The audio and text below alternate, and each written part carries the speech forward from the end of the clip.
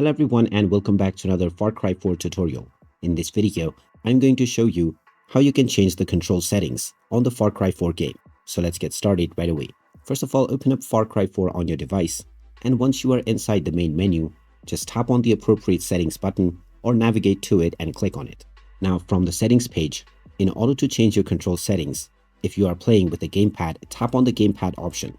Now here you can choose your control options, including the inversion options, and you may also turn on or turn off vibration.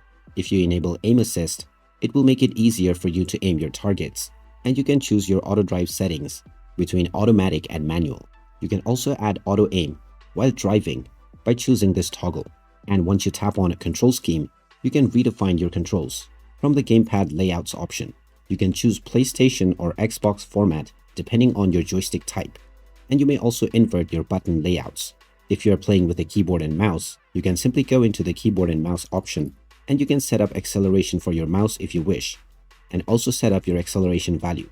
To customize your buttons, tap on the Customize Controls option, and now you'll see all of the controls that are assigned.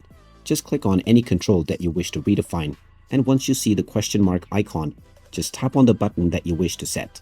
You can do this for all of the controls, and you can also check for the individual scenarios. After changing all of your desired control settings, you can simply go back, and when the saving icon appears, it means that your settings have been saved. You can now start enjoying your game with your control settings that you have just set. And there you have it.